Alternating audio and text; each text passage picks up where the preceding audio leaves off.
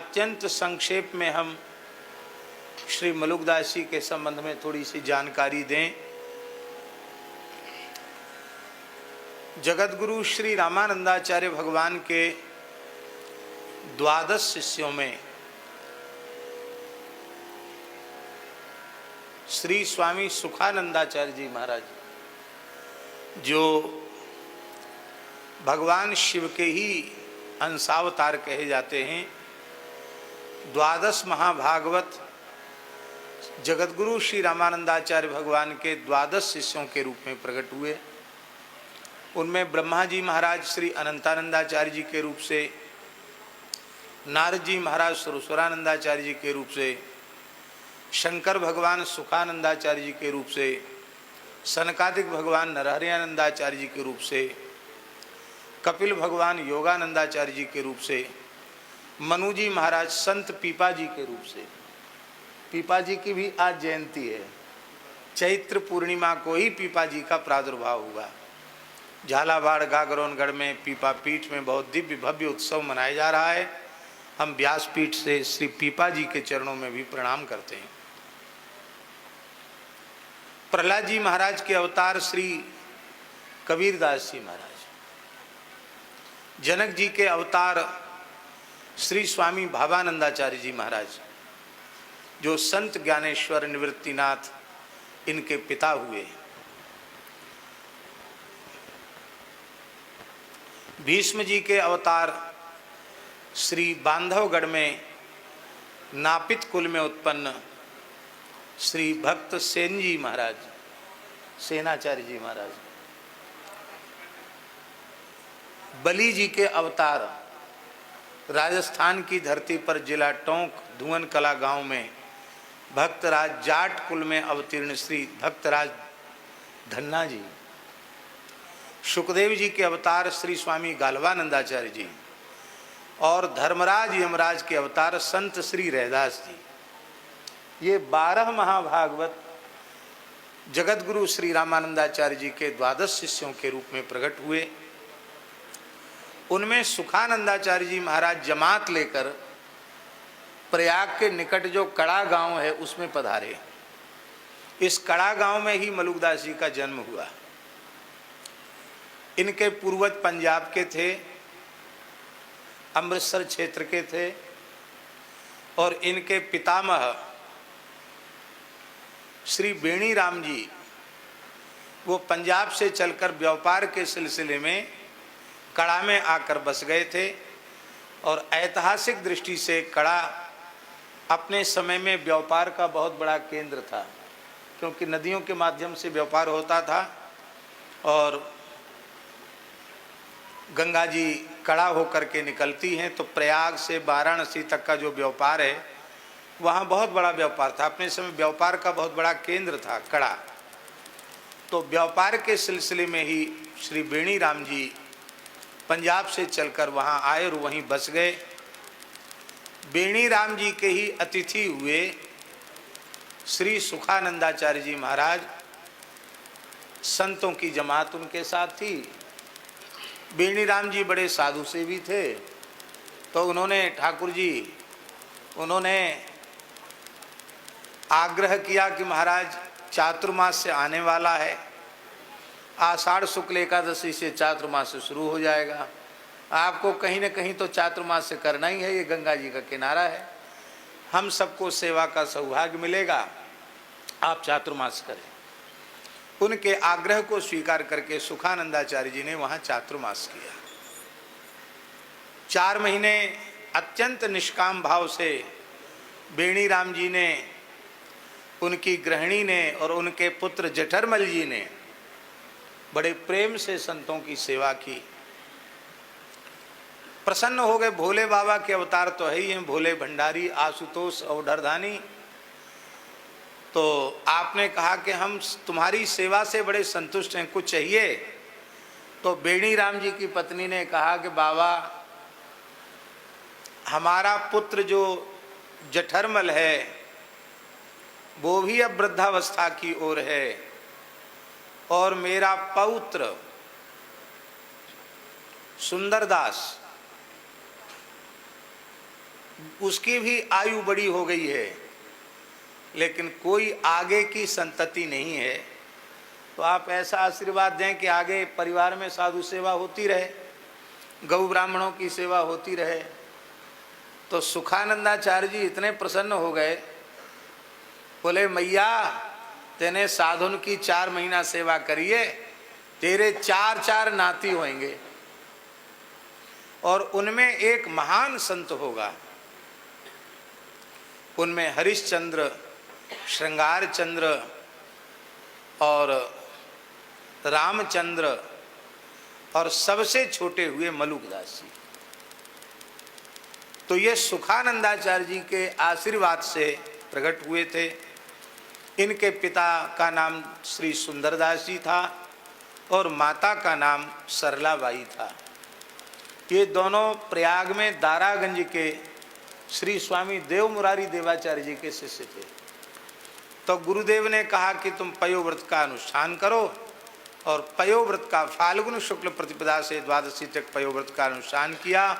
और उसी में उनको भगवदीय आदेश हुआ कि श्री मलुकदास जी आ रहे हैं। और वही मलुकदास जी महाराज संवत 1631 में बैसाख कृष्ण पंचमी के दिन मध्याह्न अभिजित मुहूर्त में माता सरला देवी की दक्षिण कुक्षी से प्रकट हुए। और बड़ा विलक्षण उनका जीवन चरित्र है। महाराज जी 108 वर्ष की आयु तक मलुकदास जी धरती पर विराजे। अपने अंगुल के प्रमाण से वह 108 अंगुल के थे।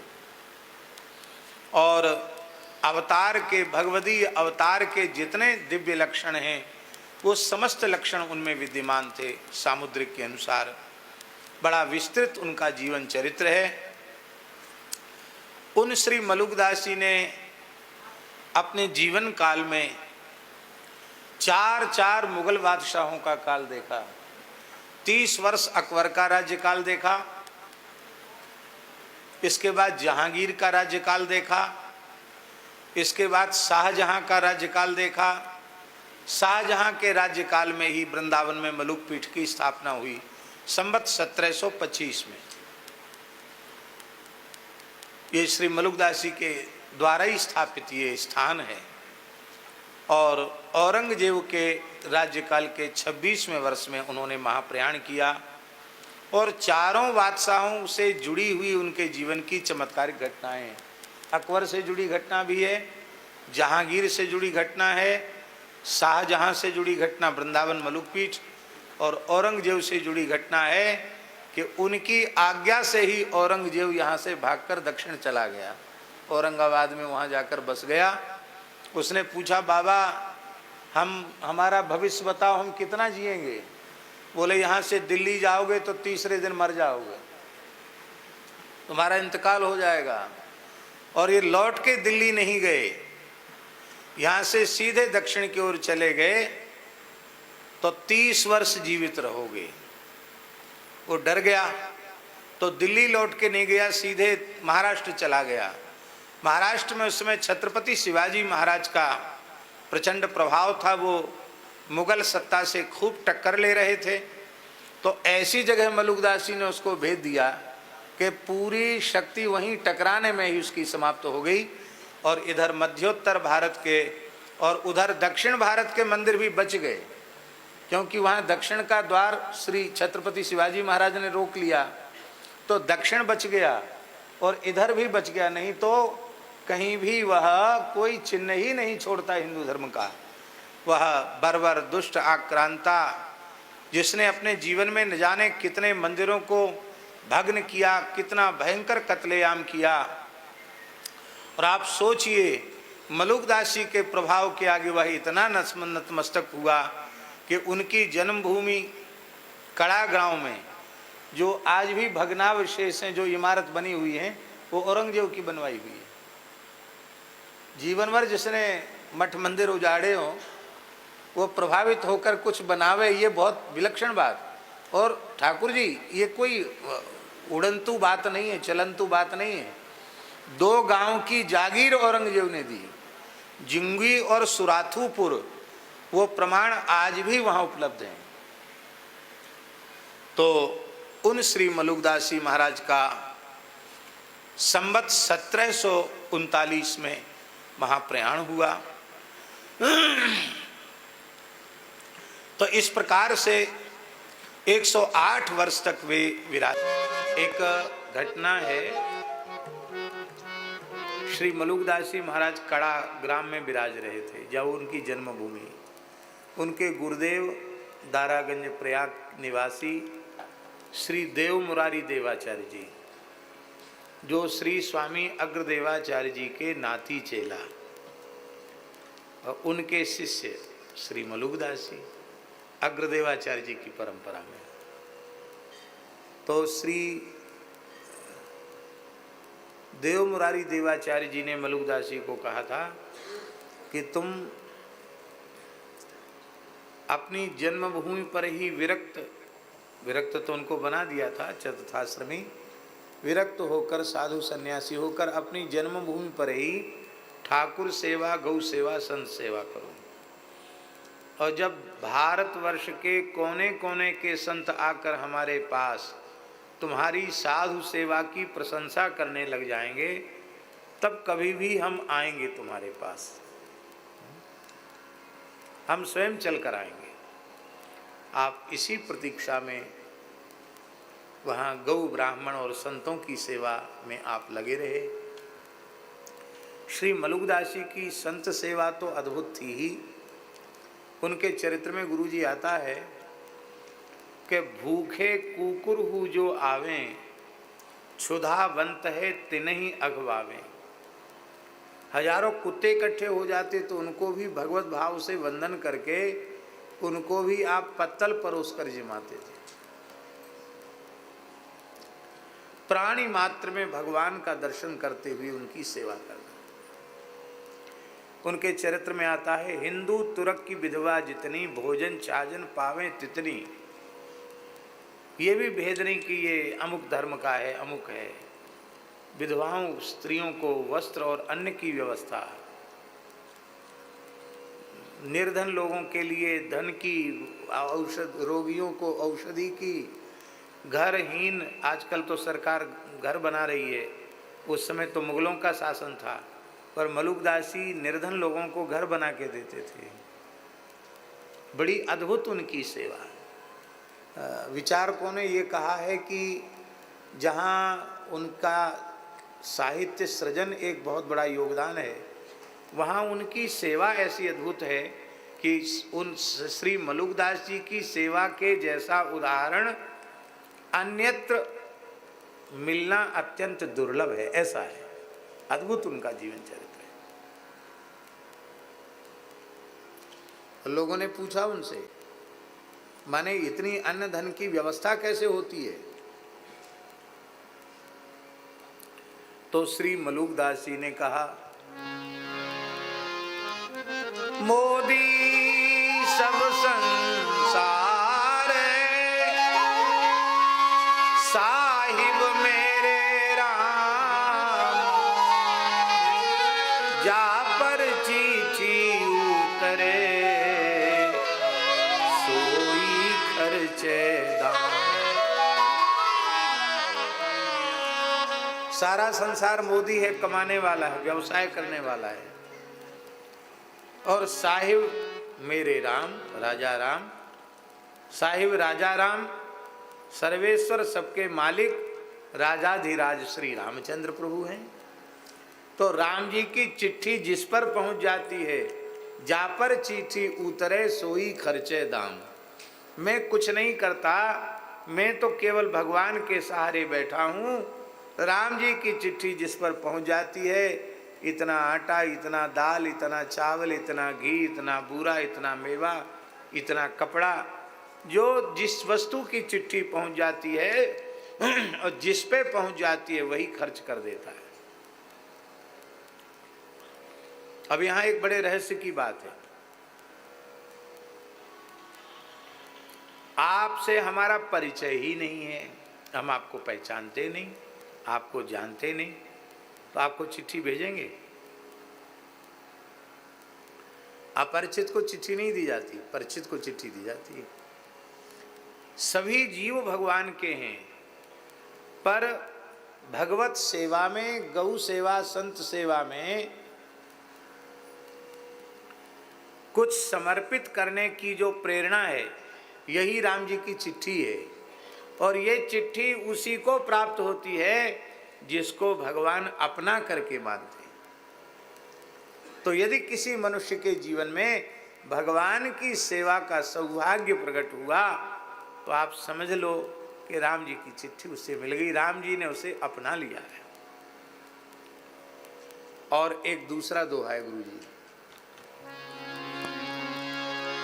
रहूं भरोसे राम के,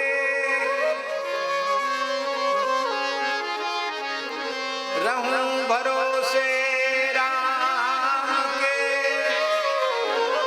बन जय कबहु न जाऊं।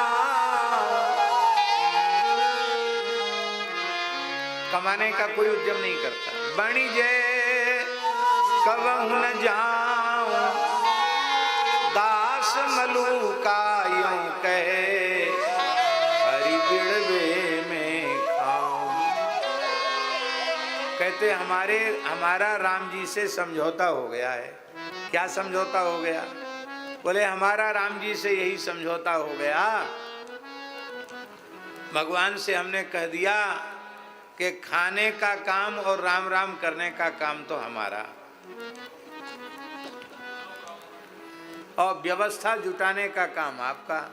आप कहो कि पहले कमाओ फिर खाओ, फिर समय बचे तो भजन करो, तो इतना काम हमसे नहीं होगा।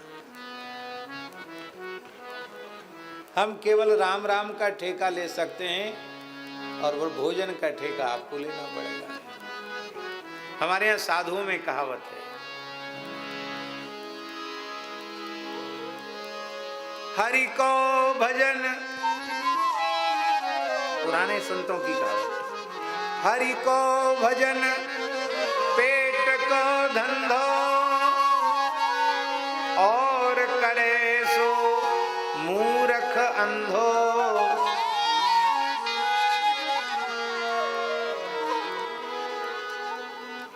सब कमाने में ही तो परेशान है। बोले ये सब समय चला जाता है इसमें कमाने में, इसलिए अनन्यास चिंतयन्तो माम ये जनाः पर्युपासते तेषां नित्याभियुक्तानां योगक्षेमं वहाम्यहम्।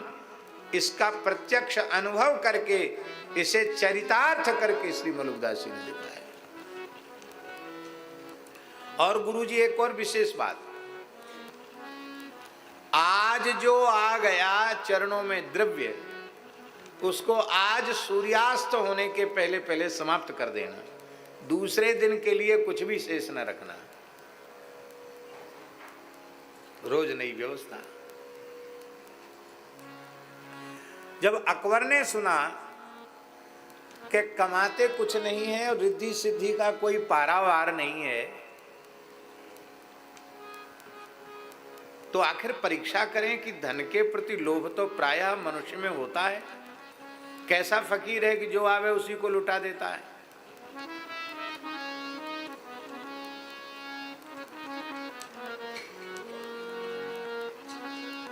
आओ, हम लोग बड़े भाग्यशाली हैं। श्री हनुमानगढ़ी अयोध्या से पूज्य श्री महंत श्री धर्मदास जी महाराज कृपा पूर्वक पधारे हैं। हम उनको प्रणाम करते हैं। विराज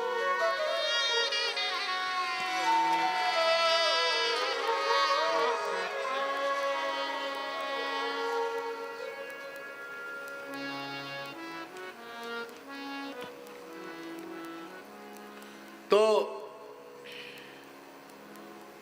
अकबर ने अपने वजीर को भेजा, बहुत ध्यान से सुने, मलूकदास जी की परीक्षा लेने के लिए भेजा। तो मोतियों में बसरा का मोती सबसे मूल्यवान माना जाता है। तो सोने के थाल में बसरा का मोती भर के श्री मलूकदास जी के चरणों में भेंट के रूप में भेजा अपने वजीर के द्वारा अकबर ने। उस समय तीर्थराज प्रयाग में महाकुंभ पर्व था और श्री मलूकदास जी श्री गुरुदेव की चरण सन्निधि में, देव मुरारी देवाचार्य जी की चरण सन्निधि में कुंभ में ही विराज रहे थे। सारी सेवा की व्यवस्था आप ही कर रहे थे।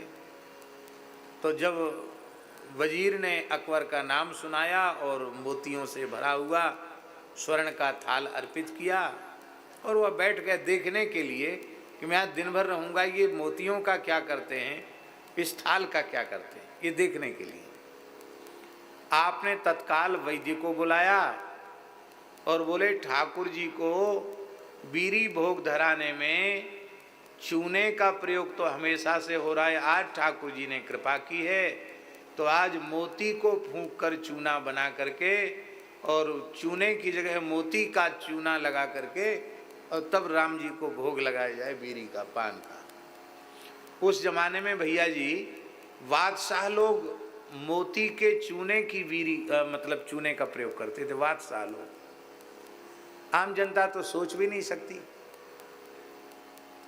और आपने सारे मोतियों को फूंक करके और उसका चूना बना करके, मोती का चूना बना करके भोग लगा करके और पंगत के बाद सब संतों में वितरित कर दिया।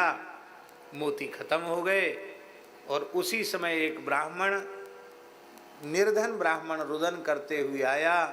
बोले महाराज मैं बहुत गरीब ब्राह्मण हूँ, मेरी पुत्री विवाह के योग्य है, विवाह की तिथि निश्चित है, विवाह होने ही वाला है, नाते रिश्तेदारों ने कुछ सहयोग करने का आश्वासन दिया था, अब सबने हाथ खड़े कर दिए, अब मैं क्या करूं महाराज, बेटी का ब्याह है, 2 दिन 4 दिन बचे हैं, मैं क्या करूं, यदि व्यवस्था नहीं हुई तो मैं तो त्रिवेणी संगम में आत्महत्या करूं। आपने कहा कि नहीं, सब भगवान मंगल करेंगे, और वो सोने का थाल जो आया था बड़ा, वो थाल ब्राह्मण को दे दिया। बोले इसको बेच बाच कर जैसे तुम हो अपनी बेटी का विवाह कर लो। तो उस वजीर को बड़ा आश्चर्य हुआ कि सोना मोती हीरा इसका कोई महत्व ही इनकी दृष्टि में नहीं है। समलोष्टास्म कांचन, यही है उनकी ऊंची अवस्था। और उसी समय महाराज जी भैया जी शाम को एक व्यापारी आया। उस व्यापारी ने एक बहुत मूल्यवान मोतियों की माला मलुकदास जी के गले में धारण करा दी। तो वजीर के मन में लालच आया, अकबर के वजीर के मन में, कि महाराज तो कुछ रखते नहीं है, जो आया उसको लुटा देते, किसी न किसी को दे देते हैं। तो मैं बादशाह का वजीर हूं, पर बादशाह के पास इतने मूल्यवान मोतियों का हार नहीं है जितना मूल्यवान ये हार। वो जानता था बहुत बेशकीमती मोतियों का हार है, तो यदि ये हमको प्रसादी में मिल जाए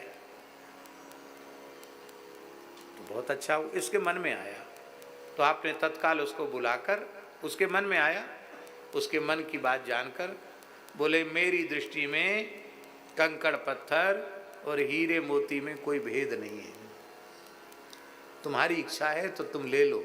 दे दिया उसको और कहा कि देखो हम किसी की वस्तु मुफ्त में नहीं लेते हैं। तो उसको और आश्चर्य हुआ कि ये कौन सा पैसा दिया इन्होंने इसका। तब आपने अपने कंधे का आंचला हटाया तो वहाँ थोड़ी सी चमड़ी छिली हुई थी। तो उनका महाराज जी आपको ये चोट कैसे लग गई।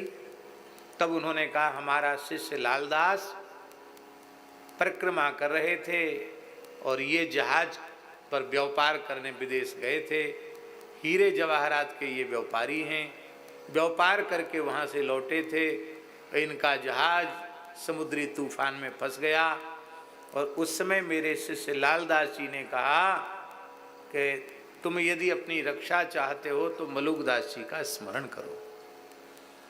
तो मेरी याद किया तो मैंने तत्काल वहाँ प्रकट होकर अपने कंधा लगाकर उस जहाज को डूबने से बचाया और उसको थोड़ा धक्का लगा करके, सहारा लगाकर उसको अपने संकल्प से किनारे लगाया।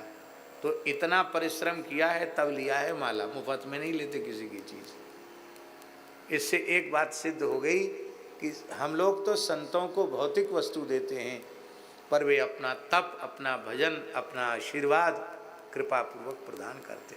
कल महाराज जी ने एक बात बहुत अच्छी कही, हमारा मन एकदम गदगद हो गया। उन्होंने कहा देखो हम तो साधारण जीव हैं, हमारे पास क्या रखा है। अब कोई कहता है महात्मा से कि महाराज आशीर्वाद दो, तो भेष भगवान का, भगवान से आशीर्वाद मांगता, हमसे थोड़ी मांगता है। तो जब भगवान को ही आशीर्वाद देना है तो बोले फिर हम कंजूसी क्यों करें। जब आशीर्वाद देने का काम भगवान का ही है तो उदारता पूर्वक आशीर्वाद देना चाहिए। कल महाराज जी ने बताया, बड़ी अच्छी लगी बात। तो श्री मलुकदास जी महाराज ने यह संदेश दिया। तो अकबर के चरित्र में ये घटना घटी, ये ऐसा अद्भुत उनका जीवन चरित्र है। जब उनकी संत सेवा की प्रसिद्धि दशों दिशाओं में व्याप्त हो गई, तब श्री उनके गुरु देव मुरारी जी महाराज, देव मुरारी देवाचार्य जी महाराज 700 संतों की जमात लेकर कड़ा पहुंचे और गंगा जी में स्नान करके, गंगा जी हैं वहाँ कड़ा में, गंगा स्नान करके वहाँ बैठ गए और बोले संतों की रुचि के अनुसार ये सेवा करते हैं कि नहीं। तो वहाँ बैठकर संतों से पूछा कि भाई आप लोग स्थान में चलकर क्या पाना चाहेंगे, ब्यारू किसकी करनी चाहेंगे। तो संतों ने कहा कि बढ़िया चकाचक घी पड़ी हुई और बढ़िया खिचड़ी मिल जाए, आनंद हो जाए। अपने इधर संतों ने घी खिचड़ी खाने का संकल्प किया और श्री मलुकदास जी ने रसोइया को आदेश दिया, जो संत रसोई में सेवा करते थे उनको कहा कि आज तो रघुनाथ जी को खिचड़ी का ब्यारू में खिचड़ी का भोग लगाओ। तो महाराज कितनी खिचड़ी का भोग लगावे। बोले 20 सेर बहुत है। कितनी? 20 सेर खिचड़ी। रसोइये ने आज्ञा का पालन किया, भोग लग गया और 700 संतों के साथ श्री मलुकदास जी के गुरुदेव देव मुरारी देवाचार्य जी आ गए। गुरु जी को साष्टांग प्रणाम किया, संतों को प्रणाम किया, विराजमान किया और महाराज ब्यारू करो, क्या पाएंगे। संतों ने कहा खिचड़ी। तो खिचड़ी भूख तो लगा ही था, लेकिन रसोइयों के हाथ पांव फूल गए। 700 साधु की जमात है और खिचड़ी कुल 20 सेर है, तो 20 सेर खिचड़ी में 700 साधु कैसे जीवेंगे। और एक से एक सिद्ध हैं, पता नहीं कौन कितनी खा जाए संकल्प करके। तो रसोइयों के हाथ पैर फूल गए, वो चुपके से वहाँ से किनारे हो गए और श्री मलुकदास जी महाराज उठ के खड़े हुए, पत्तल फेरना शुरू किया। अब लोग सब लग गए, स्वयं ही सेवा में लग गए। तो खूब खिचड़ी खिलाई, भरपेट तृप्ति होकर के सबने पाया। और मलुकदास जी के गुरुजी आए हैं। जब ये बात कड़ा गांव में पता चली तो गांव आ गया, गांव के लोगों ने बैठ के पंगत में उन्होंने भी पाया। पूरा 700 संतों के सहित गुरुजी तृप्त होकर जीम गए और पूरा नगर जीम गया। फिर उन्होंने रसोइये को बुलाकर कहा अब बची खुची खिचड़ी जो अन्य अधिकारी हैं, कुत्ते आदि, उनको दे दो, पात्र अमनिया कर दो। तो कड़ाही में देखा महाराज जी तो 20 सेर की खिचड़ी 20 सेर थी। 20 सेर खिचड़ी फिर भी बची थी, सब खा गए फिर भी 20 सेर बच गई। वो 20 सेर खत्म ही नहीं हुआ।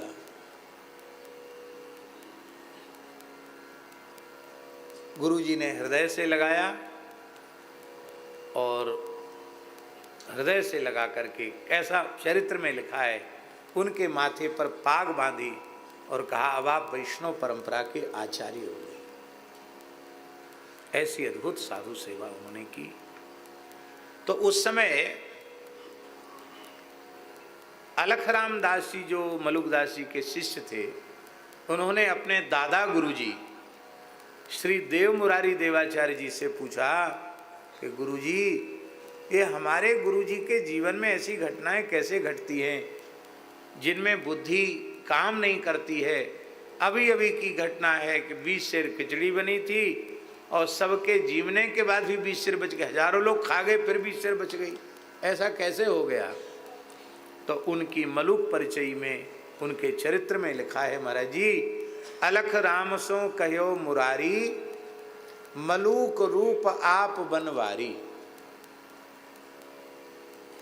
अलख राम सो कहो मुरारी, देव मुरारी देवाचार्य जी ने अपने नाती चेला अलख राम दास जी से कहा कि मलूक रूप आप बनवारी, स्वयं भगवान ही मलुकदास जी के रूप में आए, आचार्यम माम विजानिया।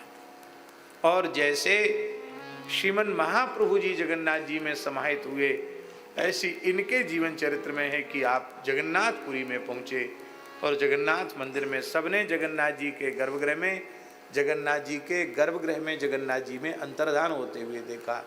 आज भी जगन्नाथ जी का जल जहाँ से जाता है उस पनाले में मलुकदास जी का निवास है। और जगन्नाथ जी से कहा, आपके पाते समय जो आपके अधर से नीचे गिर जाए उस पर मेरा अधिकार हो। तो रत्नवेदी पर जो प्रसाद गिर जाता है उसको आज भी मलुकदास जी के नाम से रखा जाता है। हाँ से ऐसा अद्भुत उनका जीवन चरित्र है।